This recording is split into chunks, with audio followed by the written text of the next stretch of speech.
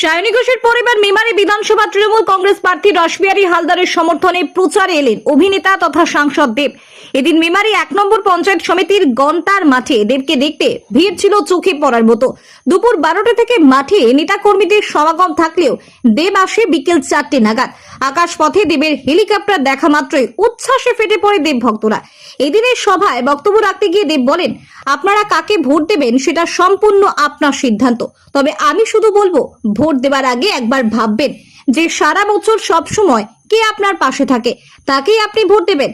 তাহলে সারা বছর আপনার পাশে কে থাকে সে হলো মমতা ব্যানার্জি। একটা মানুষের জন্ম থেকে মৃত্যু পর্যন্ত যা যা প্রয়োজন সবটাই আমাদের মুখ্যমন্ত্রী মমতা বন্দ্যোপাধ্যায় দিয়েছে। শিশু সাথী, সবুজ সাথী, যুব সাথী, লক্ষ্মীর ভান্ডার সমস্ত প্রকল্প দিয়েছেন মমতা বন্দ্যোপাধ্যায়। ঘাটাল মাস্টারের কাজ শুরু হয়েছে, তাই মমতা বন্দ্যোপাধ্যায় মনোনীত প্রার্থী রাসবিহারী হালদারকে জোড়া ফুল চিহ্নে ভোট দিয়ে মমতা বন্দ্যোপাধ্যায়কে চতুর্থবারের মতো মুখ্যমন্ত্রী করার আহ্বান জানান দেব। আমি বিশ্বাস করি যে জোর করে কোনোদিনও ভোট আদায় করা যায় না, এটা পুরোপুরি গণতান্ত্রিক অধিকার। প্রত্যেকটা ভোটার তাদের গণতান্ত্রিক অধিকার, তো ওনারা কাকে ভোটটা দেবেন, মানে আপনারা কাকে ভোটটা দেবেন। নির্বাচন কি নিয়ে হওয়া উচিত? 2-3টে দল বা 4টে দল বা 5টে দল, তাদের দল কি কি কাজ করেছে, আগামী দিন কি কি করবে, এইটাই তো হওয়া উচিত। কিন্তু না, আজকে যেটা সবচেয়ে বেশি প্রাধান্য পাচ্ছে, যেটা সবচেয়ে বেশি ইম্পর্টেন্ট, কি আপনি হিন্দু না আপনি মুসলমান, এইটা নিয়ে রাজনীতি হচ্ছে। ভোট জেতার পর কতগুলো মন্দির হবে না কতগুলো মসজিদ হবে এইটা নিয়ে নির্বাচন, না নির্বাচন হচ্ছে কি ভোট জেতার পর কতগুলো স্কুল হবে, কতগুলো হসপিটাল হবে, কতগুলো রাস্তা হবে, কতগুলো মানুষকে ভালো রাখা যাবে, বাংলাকে আগলে রাখবে, এইটা নির্বাচন। দিদি কন্যাশ্রী মতন প্রকল্প নিয়ে এলো যাতে প্রত্যেকটা মেয়ে তার পড়াশোনার অধিকারটা পায়। এটা শুধুমাত্র বাংলায় হচ্ছে, ভারতবর্ষে অন্য কোনো রাজ্যে হচ্ছে না, এটা মমতা ব্যানার্জি সরকার নিয়ে এসছে। তাহলে জিতবে এটা কে? যে আপনাদের জন্য কাজ করছে সেই তো।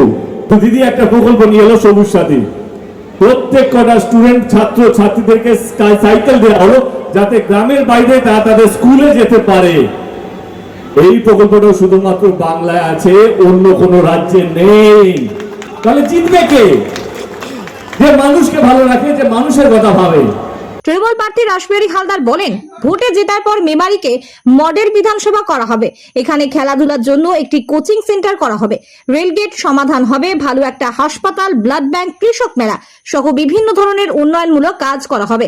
তবে কালকে আপনারা জনসমুদ্র দেখেছিলেন, আজকেও সেই জনসমুদ্র গন্তার মাঠে দেখা গেল এবং দেবদা আমার হয়ে প্রচার করে গেলেন, ভোট দেওয়ার আবেদন করলেন এবং যেভাবে মুখ্যমন্ত্রী মমতা ব্যানার্জি উন্নয়ন করছেন, দেবদা বললেন যে এইভাবে কোনো রাজ্য সরকার এখনো পর্যন্ত আগামী প্রিভিয়াস যে সরকাররা ছিল এই উন্নয়ন করেনি, বা ভারতবর্ষের অন্যান্য রাজ্যে যে সরকার ছিল এই উন্নয়ন করেনি।